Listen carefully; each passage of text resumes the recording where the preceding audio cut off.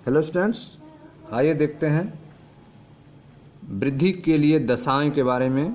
यह वृद्धि आप पढ़ रहे हैं, पहली हेडिंग अध्याय 15 की। इसका 5वां टॉपिक है वृद्धि के लिए दशाएं। आप यह लिखने की कोशिश क्यों नहीं करते कि पौधों की वृद्धि के लिए जरूरी चीज़ें क्या हैं?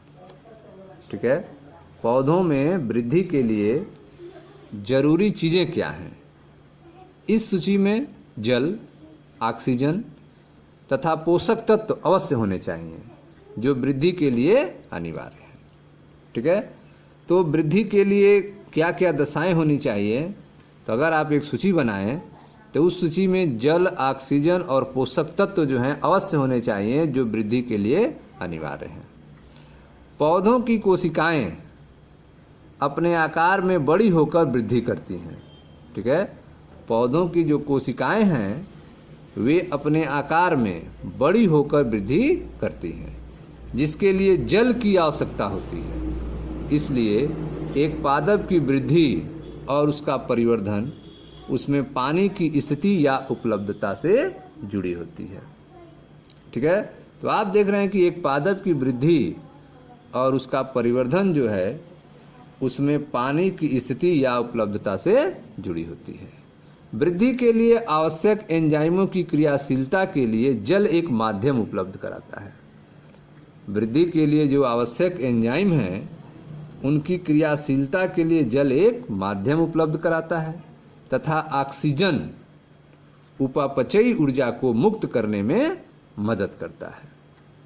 ठीक है, पौधों द्वारा पोषकों, चाहे वो स्थूल हो या सूक्ष्म आवश्यक तत्व हों, तो पौधों द्वारा पोषकों की आवश्यकता जीवद्रव्य के संश्लेषण तथा ऊर्जा के स्रोत के रूप में काम करने के लिए होती है। ठीक है, तो पौधों के द्वारा पोषकों की आवश्यकता जो है वह जीवद्रव्य के संश्लेषण तथा ऊर्जा के स्रोत के रूप में काम करने के लिए होती है। इसके अलावा प्रत्येक पादप जीव के लिए इष्टतम ताप परिसर होता है। ठीक है, जो भी आपको चीज़ें बताई गई, इसके अलावा प्रत्येक पादप के लिए एक ऑप्टिमम टेम्परेचर होता है, इष्टतम ताप परिसर होता है जो उसकी वृद्धि के लिए अत्यंत ही अनुकूल होता है। ठीक है, इस ताप के दायरे से किसी प्रकार का, ठीक है, इस ताप के दायरे से किसी प्रकार का बिलगाव उसकी उत्तरजीविता के लिए हानिकारक हो सकता है।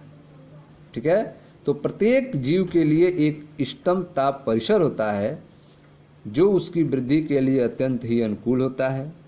इस ताप के दायरे से किसी प्रकार का बिलगाव जो है उसकी उत्तरजीविता के लिए हानिकारक हो सकता है।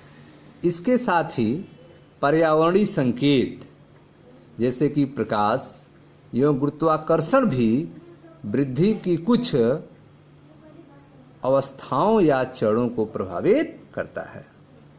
ठीक है, तो इस तरह से आपने देखा कि जल, ऑक्सीजन, पोषक तत्व वृद्धि के लिए अवश्य होने चाहिए जो वृद्धि के लिए अनिवार्य हैं। पौधों की कोशिकाएं अपने आकार में बड़ी होकर वृद्धि करती हैं जिसके लिए जल की आवश्यकता होती है। इसलिए एक पादप की वृद्धि और उसका परिवर्धन उसमें पानी की स्थिति या उपलब्धता से जुड़ी है। वृद्धि के लिए आवश्यक एंजाइमों की क्रियाशीलता के लिए जल एक माध्यम उपलब्ध कराता है तथा ऑक्सीजन उपापचयी ऊर्जा को मुक्त करने में मदद करता है। पौधों द्वारा पोषकों की आवश्यकता जीवद्रव्य के संश्लेषण तथा ऊर्जा के स्रोत के रूप में काम करने के लिए होती है। इसके अलावा प्रत्येक जीव के लिए इष्टतम ताप परिसर होता है जो उसकी वृद्धि के लिए अत्यंत ही अनुकूल होता है। इस ताप के दायरे में किसी प्रकार का बिलगाव उसकी उत्तरजीविता के लिए हानिकारक हो सकता है। इसके साथ ही पर्यावरणीय संकेत जैसे कि प्रकाश एवं गुरुत्वाकर्षण भी वृद्धि की कुछ अवस्थाओं या चरणों को प्रभावित करता है। ठीक है स्टूडेंट्स, तो यह था वृद्धि के लिए दशाएं। Thank you.